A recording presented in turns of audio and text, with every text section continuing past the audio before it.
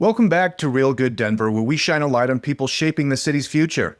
Today's guest is proof that Denver's magic isn't just local, it's global. Melissa Jenner is the founder and CEO of Actvo, a company born in New Zealand and now thriving here in Denver thanks to Denver's own international startup outreach. Melissa believes work should be a place people actually love, and she's built an AI-powered platform that helps employees discover new career paths before burnout sets in. From serendipitous dinners with founders to falling in love with our beer culture, Melissa has tapped right into Denver's give first spirit.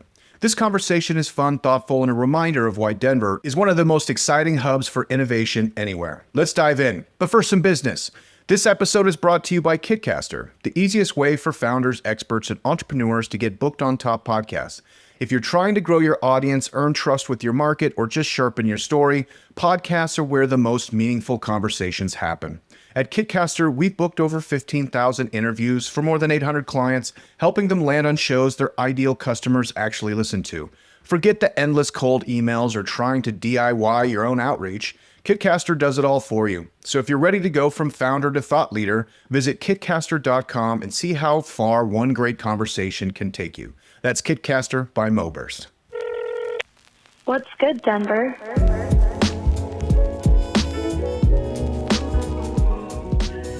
Melissa, thank you so much for joining me.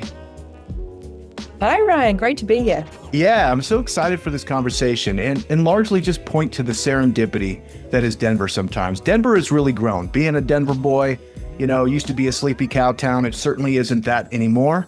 But the connections are very interesting. So we met last night for the second time, which was serendipitous.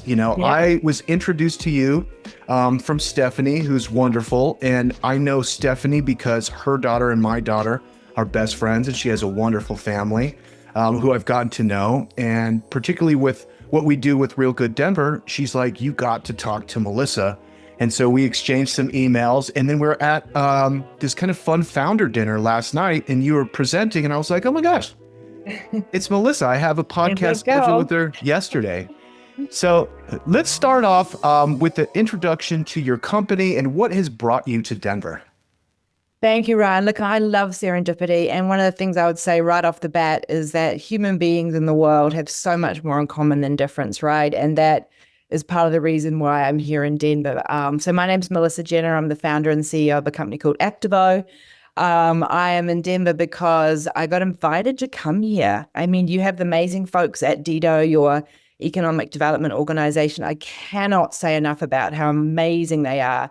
Stephanie, Vanessa, Martin, and the team, they actually came out to New Zealand. They go out to a bunch of countries around the world.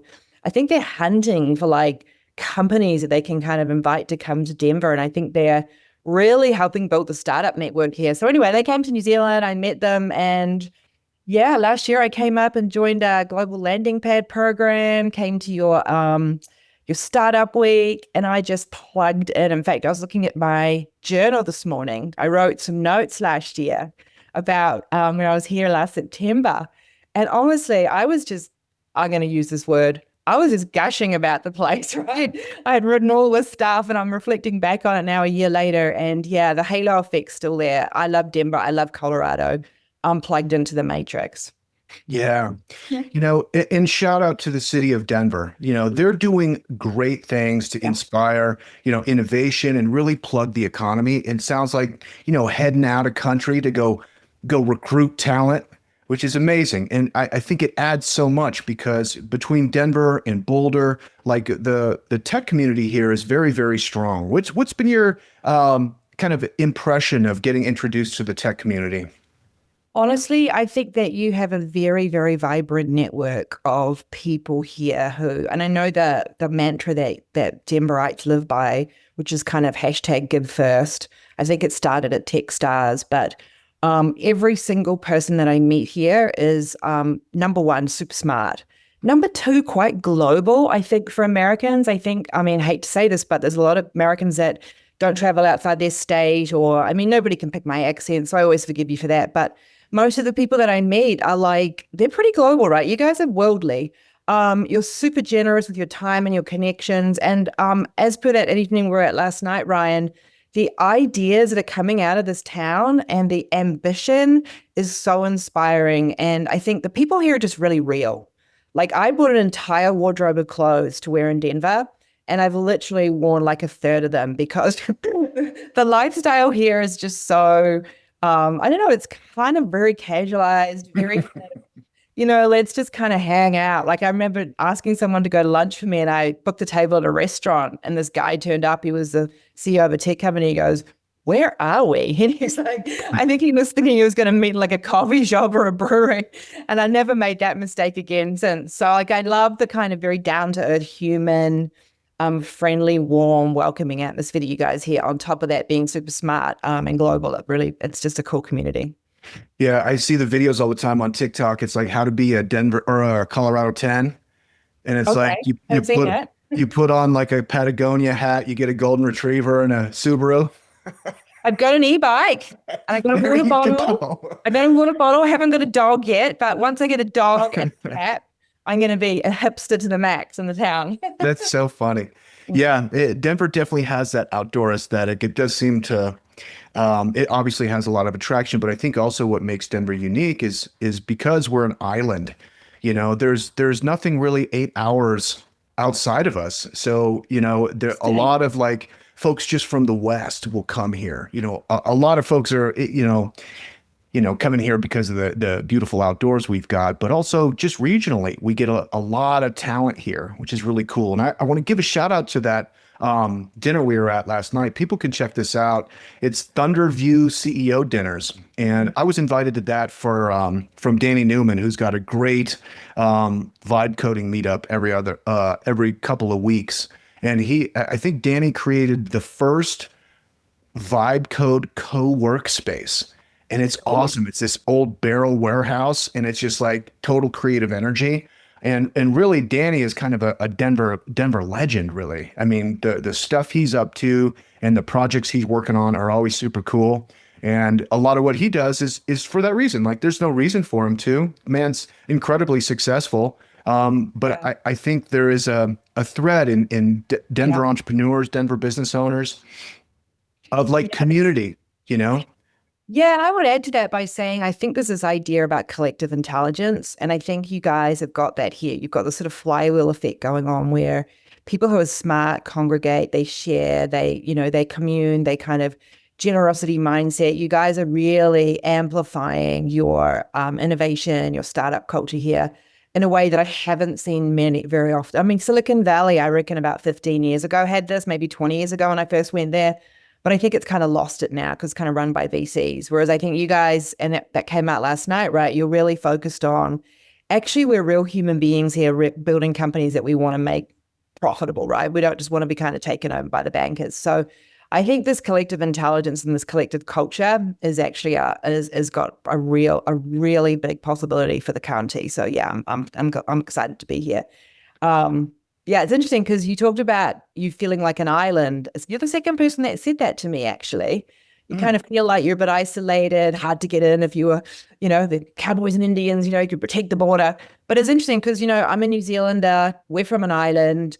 We have that kind of, elusive mentality of like, we're on our own out here. We've got to kind of make our place work for us. We're actually, believe it or not, the exact same square meterage, New Zealand and Colorado. But we've got ocean around us. You guys have got other states, of course, but beautiful states. But yeah, we've got the ocean. We've actually got the 9th largest shoreline in the world at New Zealand. So we get the mountains and the sea. So yeah, that's our main difference, I guess. Spoiled. You get both. Yeah, sorry about that. There seems to be a kinship between New Zealanders in Colorado. There's this like a similar laid back energy. Would you agree with that? Totally. I think it's a small town, kind of like we came from a very farming background. Like most people in New Zealand can trace their heritage back to like second, third generation, mainly off boats from England. But most of us have got family-owned businesses. We're all connected to each other. We've got this thing called 2 degrees of separation. Like literally, if there's anybody in New Zealand you want to meet, everybody's 2 degrees away from it, even the Prime Minister or the All Blacks or whatever, right? So maybe you guys in Denver could start that, right? Like this 2 degrees club, right? Anybody you want to meet, somebody knows somebody who knows them. And like that proximity to people, I think also creates a bit of a clan and a kind of tribal, we've got to stick together. We've got to make this place work. So yeah, we're definitely alike. And there's about, I don't know the exact number, it's something like 32 New Zealand tech companies in Denver. And they're hiring people here and they're building really cool blended cultures. Who knows, maybe we'll get lots of marriages happening and Kiwi Colorado babies, but I love it. Yeah, I think that's really important. I feel like if I'm at my best, I'm a hub for other people. There's nothing I like more than like connecting people and seeing Yeah. if you can facilitate cool things to happen. Yeah. Of course, I love to be involved too, but when you have like these meetings and these networking events, a lot of times what you do is you create a hub of hubs, and you'll have people. I mean, that dinner was a great example of that, Yeah. because you look over your left shoulder, you're like, that dude's got nine figures in the bank, and then you look over your other shoulder and like, that dude just graduated college and he's Yeah. got an idea, and there's like, Yeah.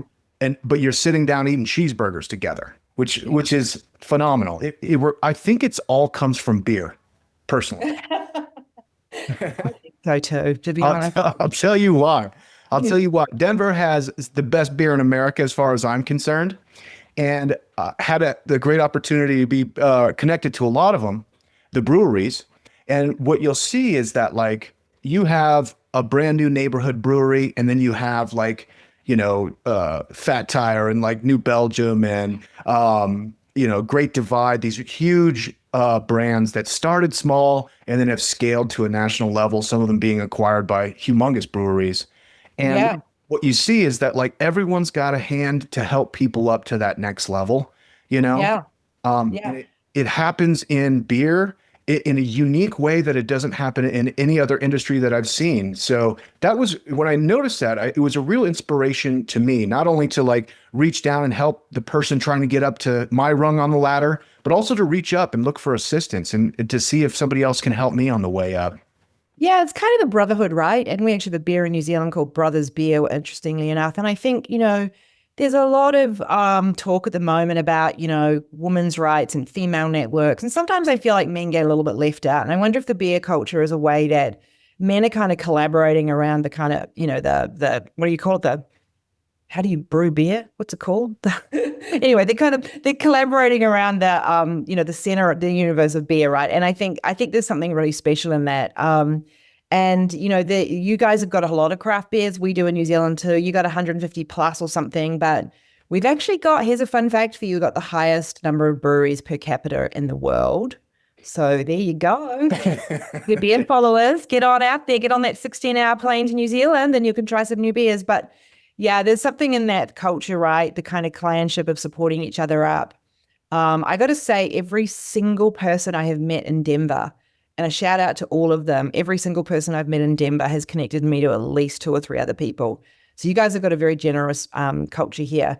And I also wanted to pull out a couple of breweries that I'd been to because I knew you were going to bring up beer, right? Because beer is what everyone talks about. Shout out. Two really. Gold Point on what's kind of is it a brewery? I don't know. It's kind of like a little brew bar on Rhino. That was kind of fun. I love Ratio, and I met a really fabulous guy out in where was he? He was over near City Park somewhere. He's running a little brewery called Reverence. Cool. And he's been there for 4 years, and honestly, I've never been into such a cool little unique brew bar. It's almost like a blend between an old smokehouse wine bar. Super cool, lovely guy. I think his name's Nick. But yeah, Reverence was one of my other favorites as well. Ratio, Gold Point. I love all those places. But yeah, and went out to Golden the other weekend. My gosh, Golden's pretty cool. Home of Coors Beer. Didn't know that. And so that's got a lot of cool little breweries popping up too. Yeah. The tubing down the river and going to the beer hall, it's like, can you get anything more perfect in the world? We're going to take that to New Zealand. I'm telling you that right now. So true. And it's great. Yeah. Cause you'll have these like really small beer operations. One of my favorite is Yak and Yetis, and it's just in the middle of this like great Indian food place. Great Cool. beer. But then, yeah, you go to Coors, you're like, whoa, Yeah. that's so cool. Like the Yeah. scale is unreal how big that Yeah. thing is, It's really Yeah. neat. Yeah. It's interesting you bring up being a female founder, and I'd love to hear more about that. And the fact that there are so many like groups, coaches, networking things where it's like women, supporting women, and why that doesn't exist with men. And I think I have an answer. Go, tell me what you think. I think just everyone wants women around. So if guys have events, they want women to come to their event. They're like, why would we do stuff with men? I see these dudes all the time. We want more women. And so do women. Women are like, we want more women around. So Yeah, I mean, I think a correction is good, right? Like, definitely women, like I'm a little bit older and I've been around the traps a bit with business and stuff. And I grew up in corporations where I was the only woman in the room for like 15 years in boardrooms or, I worked in Wall Street, I worked at Microsoft, there was full of tech bros, right? No woman in sight. So I think the swing back towards women having their own networks and ways of working and ways of supporting each other was definitely overdue, and I'm a big fan of it. That being said, I think any correction you got to be really careful that you don't start reverse engineering the discrimination, right? Like, I'm really pro mixed events, collective events, and men having their own events, because the way men think in business is just different to us, right? And you guys should celebrate that. Like, I love working with men, but I love working with women, and I can really pivot between the two. I have a CTO who's a male, and I've got 3 brothers and bunch of male friends and partners. And I think that, men and women together collectively, that's where the magic happens. And I think that I celebrate both, and I really encourage men to have men's meetups, have men's groups, support each other, right? In the way that works for you. Women do it differently. That's okay, right? But I was involved in an initiative a long time ago called Global Women. It was out in New Zealand, but we were kind of bringing all these women together and helping them be better leaders. But guess what? It kind of backfired, because what was happening is these women were going back into the workplace and kind of being a little bit anti-men. And they were sort of like expecting everyone to kind of give them what they wanted to work the way they wanted. And it was a bit isolationist. So I do encourage any woman listening to this, if you're growing up in business or thinking about being a founder, definitely support each other as women, but don't do it at the expense of partnering with men. And, that collaboration and the just the flywheel of men and women working together, I think is super powerful, because you guys think differently to us. And I think we should celebrate that. yeah, it's interesting, because you don't want to revert. I think that women in business are in a great position. Of course, it could be better. Women in STEM are in a great position. Of course, it could be better. But we seem to be on the backside of like this real push towards individual identity, and it was, 5, 6 years ago, like who you were, what your skin color was, what's your gender, all these things were like incredibly important, and now it's not to say that they're not, but actually maybe the spirit of the thing worked well, which is if the pendulum goes really hard to like recognize that we're all different in so many different ways, and some people are being marginalized, and you're like, okay, I get it. And then culturally it swings back to the middle where it's like, okay, yeah, but like, who cares? Do I want to be known as a male founder, or does, and I speak to a lot of women founders, and they have a very similar energy, which is like, yes, I love and support women, but also I don't want to be like a woman founder. Like, we're here to do business. I'm trying to make some money. What's going on? Yeah. And I think I kind of a big believer in equity over equality. Equality means you got to treat everyone the same, right? But actually, I think equity is about recognizing people are different, and they may require different levels of support, because where their starting point is not the same as yours, right? So, one of the things I love to help is young people who might not get access to the schools or the job opportunities that maybe I've had, but they are super bright, right? I can look at young people in the eye and I can go, man, you're going to go somewhere, and they kind of look at me like, what? Because they're viewing themselves as not being an equal, right? Because they haven't had the same opportunities as me. And I'm like, no. What we need is to get the equity right here, right? Like, so we've got to over support those people who haven't come from perhaps the resources or the opportunities that we have. And so that's possibly what the women's networks are trying to do, right? Is give that equity back to women who may not have the confidence or may not have the ability to present to an investor or start a company, right? Maybe they haven't had their confident role models in their life. So yeah, I would say to people, let's focus on equity. Let's get everybody to the same starting point, because there's so much talent that gets overlooked otherwise, and that's going to block our innovation and our growth. I love the care behind that, and that's probably a good bridge too to talk about your company Actvo. So give us a description of the business that's so hot that Denver had to fly to New Zealand to bring you back here. Oh, listen, like all great businesses, right? They always start from your own experience. So 25 years in corporate life, I got so burnt out. I had a clash of cultures with some leadership team, and I was out. I rage quitted, right? This was 10 years ago before it was a thing. And I had no parachute, no plan, no kind of no money put aside. Well, I had some money put aside. Yeah, I literally threw myself out of the workforce, and I go, now what, right? And what I realized is that this is happening all the time, everywhere. It's a really big problem, right? So people all over the world, all the time. And in fact, the sweet spot is when you've been in a company for 3 to 5 years. If you're a leader of a company with people who've been with you for 3 to 5 years, actually 2 to 5 years, you're going to probably lose 40% of them in the next year, right? So what happens is basically people just have a conflict moment, a culture moment, a low growth moment, and they're already in the exit lounge. And what I realize is when people leave like that and they don't have a plan, they're kind of lost. And so I designed 8 years ago this process. It's a design thinking process to help people reconnect with the workforce. But after 8 years of working with thousands and thousands of people and giving them new hope, getting them to start new businesses and new jobs, I realized I was the ambulance at the bottom of the cliff, right? And actually what was happening was corporate life was like a tree being shaken, right? All these wonderful people were just leaving. And I was like, damn it, I'm going to go up the food chain. And I wanted to go inside businesses and help leaders stop great people leaving. I think everybody on this call will remember the time that somebody that they recruited or someone on their team left. And they're like, damn, why did we not save them? What happened there? And I think that we take so much time to recruit people into our companies and into jobs, and then we just accept them leaving. And I'm like, so many of these people that I've worked with over the years have never even thought to go to their company and say, what else can I do in this company? Where else can you take me? So basically I took all my IP and my data science and built this AI-enabled platform, which helps individuals craft and grow into their own future.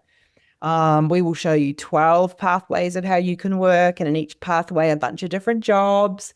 We'll show you your skill gaps and your experience gaps, and we'll give you lots of learning tools to close it. So you, on your own, independently, from your manager or from HR, can figure out your own future. And then what you want is to take that to your manager and go, here's where I want to go. Can you support me? And I just think if we can get leaders back into this dialogue with people before they burn out, before they're leaving, before they're already in the exit lounge around, where do you want to go next? I think we're going to open up so much creativity and innovation within inside companies, because so many people have got so much more ideas and talent than the jobs that they're doing is allowing them to do. And so I'm really excited about products like this, kind of keeping people attached to companies and growing within the company, right? Because let's face it, changing jobs is hard, right? Sometimes you got to leave, sometimes you're in the wrong place. But I'd say we can turn around these numbers pretty fast if we just empower people to have a clearer view of what they want to do and where they want to go. And that's kind of what I'm really passionate about. My purpose in life is making work a place people love to be. I think, I had an amazing career. I was fortunate to have some great role models and leaders, but all around me right now, people just aren't loving work. And I just think it's kind of a big drain on our economy. It's a drain on our people's well-being. It's a drain on families and communities. I want people to love work, and I want them to find the work they love. So that's kind of the inspiration behind my product. But yeah, we're here in the US. We're talking to companies. I've opened it up to consumers. I'd like to make an offer to your listeners. If they want to have a month's free on my product, they can do so. Just get in touch with me. It's a cool product, and we're going places. So it's amazing. And it's a huge need. Now, speaking from the perspective of an employer, this can help in a couple of ways. Like one thing I know as you're developing a staff, a lot of times your staff doesn't know what they want to do. Correct. They need help finding clarity. Another challenge is that every single individual person is going to need to be managed a little bit different to get the most out of them. Some people like to be challenged. Some people need to be given compliments. Some people need to be threatened. Some people like to work in groups. Some people hate to work in groups. And you have to kind of match the talents and abilities with their proclivities, Proclivity is a good word. proclivities, in order to get the best work out of them, which ultimately only happens if your staff is happy and inspired and sees that there's growth opportunities in multiple vectors or in the kind of domains that's important to them. And the other thing that I know is that hiring is very expensive and firing is very expensive, and it's only going to get more so. A lot of folks are worried that AI is going to come take your job, but really what's happening is that AI is giving you 10 times the power within your job. So, now when you're losing a staff member, it's not like you're losing one staff member. It could mean that you're losing 10x a staff member because they have 2 years experience with all of your operations, all your systems, and expertise within all the tools. So it truly is like, as we're talking about the bottom line, let me just replace my camera here. If we're talking about the bottom line, this is my favorite place to earn revenue, which is not generating more, but saving from the bottom line. Yeah. What we've done in companies, right, is we've created this this barrier between leaders and people, right? And I love HR people and I love HR systems, but the problem with them is that they HR systems are fundamentally very efficient. And so what they like to do, they're like a recruiting engine, right? They like to say, oh, Ryan's got these skills, so he should go there. But what they don't recognize is that Ryan has already thought about that, right? And if he wanted to go there, he probably would have already pursued that. Most people, after 3 to 5 years, they want to learn something new. And so they want to be mobile, they want to be creative, they want to change, right?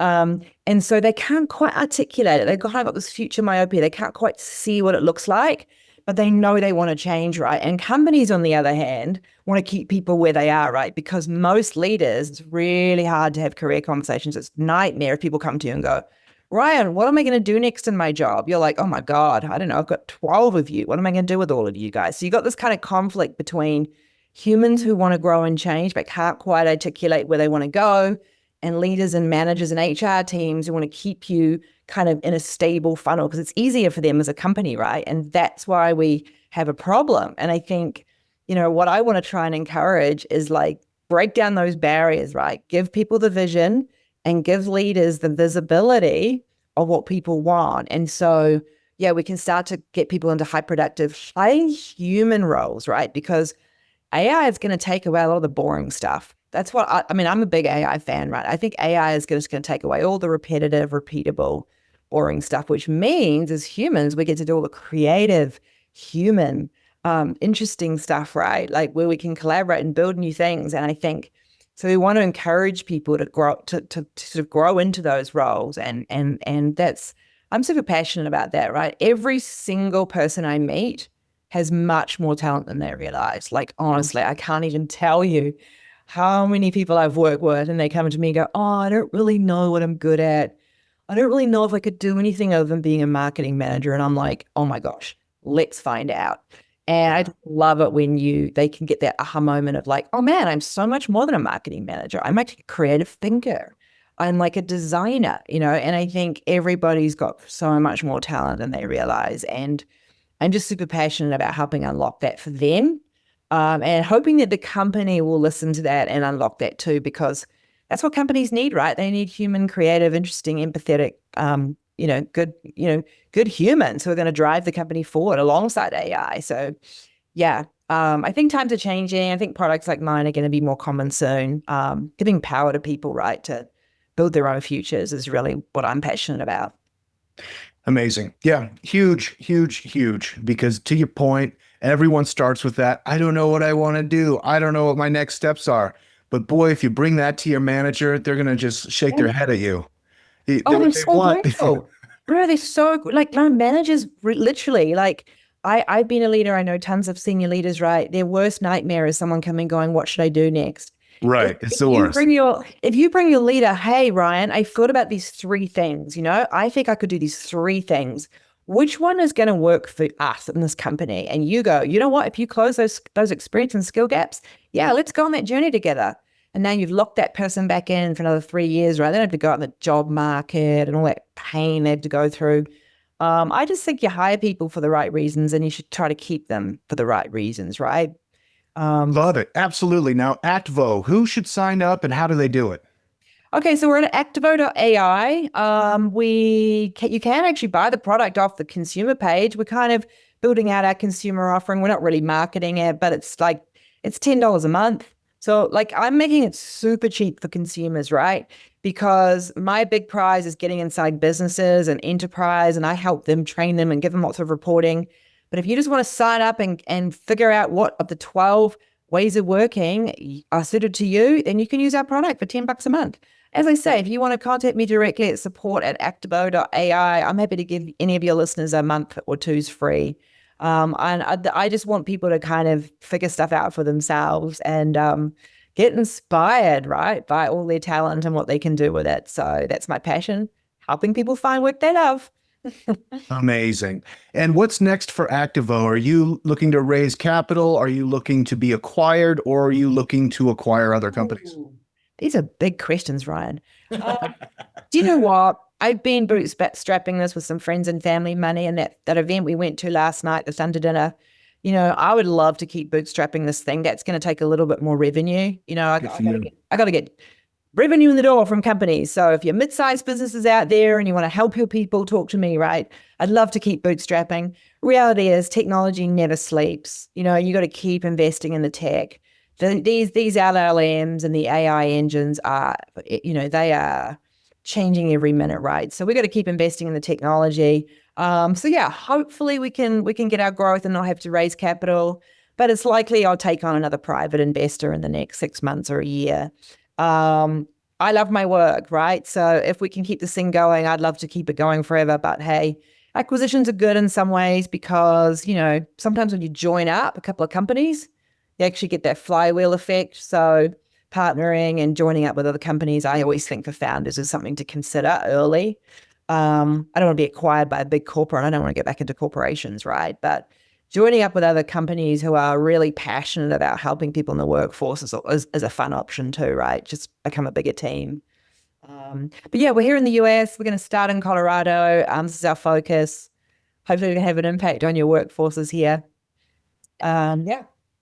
Melissa, this has been absolutely extraordinary. Where can people connect with you online? I'm on LinkedIn. I'm on Instagram. I'm Melissa at Actvo.ai. I'm not on TikTok because I'm not super young. So, hey, but maybe one day I will be. Maybe AI, I can do a younger version of myself and be on TikTok. But I'm pretty good on email, Instagram, LinkedIn. It's just Melissa at Actvo.ai really. But love to chat to anyone. Hey, listen, I'm also really happy just to have a coffee with people, right? I do work that I love. And when you do work that you love, that's when it's not work anymore, right? So if you just want to buy me a coffee or a beer, I am really happy just to give you some tips and advice. And you can just hit me up, right? So anyone who wants to just talk careers or business or life, just hit me up, right? I'm new in town. I've still got passion and energy for meeting people. So take advantage of it. But yeah, that's the best place. I'm out and about all the time too. So. Tremendous.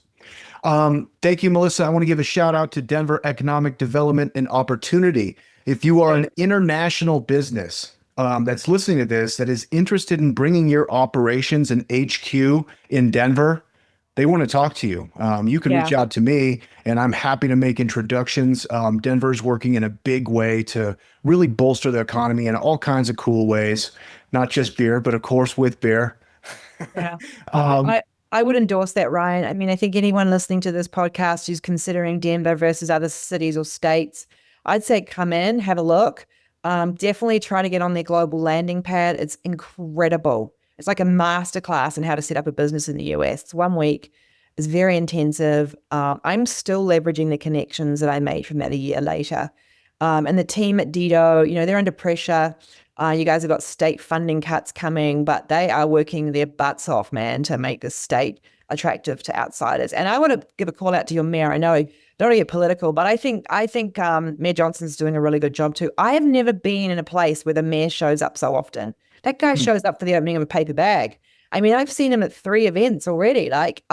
So he is visible and around town, right? Which is, I think he's got some passion for this place too. I don't know what your politics are, but I think it's great that someone's so visible and available to people. We don't get that so much where I'm from, so it's cool.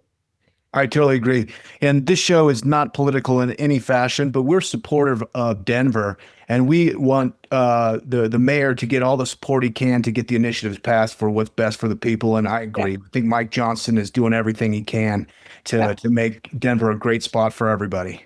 Yeah, he's having a go, right? He's out and about. He's got energy. And I think, let's remember that, right? These jobs as public figures is really, really hard. And I think this is a person who's got energy. He's in touch with people. He's giving it a good shot, right? And, I congratulate him for that.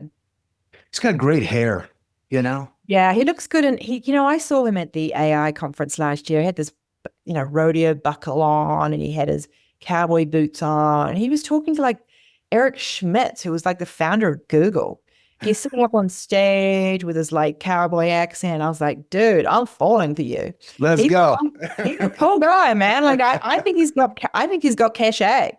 So yeah, maybe he could be a pinup, Denver pinup boy. Who knows? Get him on the firefighter calendar. Yeah, you could have a brew hall calendar and put Mike on the cover, and he can have his feet up on the the bar. I mean, honestly, I think the men here have got character. I got to tell you, I think they've got a bit of spunk. So yeah, you're brewing something good in the genes here as well. I have to tell you.